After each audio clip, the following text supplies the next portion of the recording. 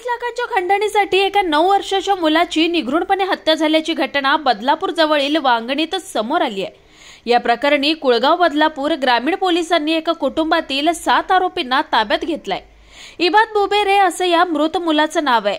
घर बांधण्यासाठी पैशांची गरज होती, त्याकरिता गावातील तरुण सलमान मौलवी आणि त्याचा भाऊ सफवान मौलवी या दोघांनी इबादची हत्या केली असल्याची माहिती समोर आली आहे।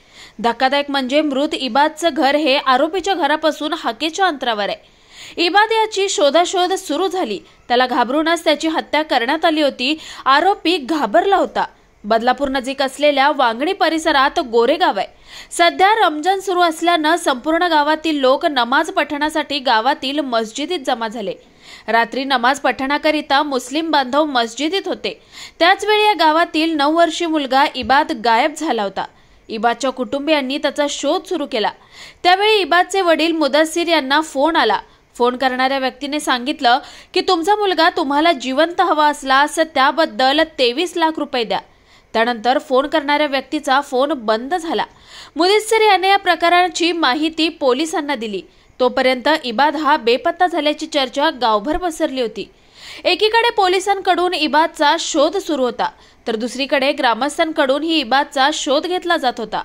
त्याचवेळी त्याने त्याच्या मोबाईलमध्ये दुसरं सिम कार्ड टाकून दुसरा फोन करण्याच्या बेतात तोपर्यंत त्याचं लोकेशन पोलिसांना कळून आलं। पोलीस थेट फोन करणाऱ्या सलमान मौलवी याच्या घरात दाखल झाले। शोधाशोध सुरू केली तर घराच्या मागच्या बाजूला एका खड्ड्यात गोणीत इबाद याचा मृतदेह आढळून आला। या प्रकरणात कुळगाव बदलापूर पोलिसांनी सलमान सफियान याच्यासह 5 जणांना ताब्यात घेतलाय। या प्रकरणात घरातील मंडळींचा काय रोल आहे याचा तपास आता पोलीस करत आहेत। याच्यामध्ये कुळगाव पोलीस स्टेशनच्या हद्दीमध्ये गोरेगाव नावाच्या गावामध्ये अशा प्रकारची घटना जी आहे ती रॅन्समसाठी ज्याला आपण म्हणतो किडनॅप करणं, अपहरण करणं असा हा प्रकार आहे। आणि ह्या प्रकारामध्ये नंतर त्या मुलाचा जो आहे तो मुलाचा खून पण झालेला आहे। आणि ह्या अनुषंगानं पोलीस योग्य तो तपास करत आहेत। याच्यामध्ये पोलिसांनी अत्यंत कमी वेळामध्ये याच्यामध्ये जे आरोपी आहेत ते पूर्ण निष्पन्न केलेले आहेत आणि ताब्यात घेतलेले आहेत। आणि याच्यामध्ये जो आहे तो पुढील तपास चालू आहे। किती आरोपी आहेत सर? आता ह्या ज्या गोष्टी आहेत सगळ्या तपासाच्या आहेत। तपासामध्ये आपल्याला पूर्ण बाबी हळूहळू निष्पन्न होतात। सर आतापर्यंत किती आरोपींना ताब्यात घेतलं? तेच सांगितलं मी तुम्हाला। आता ज्या गोष्टी आहेत त्या प्रायमरी लेवलवरती सगळ्या गोष्टी आहेत। त्याच्यामुळे प्रायमरी लेवलवरती गुन्हा दाखल आहे, त्याच्यामध्ये खून झालेला आहे, आरोपी आमच्या ताब्यात आहेत।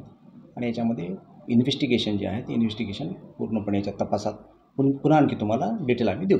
किती लाखांची खंडणी मागितली होती? त्याच्यातलं जे डिटेल आहे ते FIR नुसार आपल्याला एक प्रेस नोट जी आहे ती प्रेस नोट आपल्याला आम्ही ती कळवतो।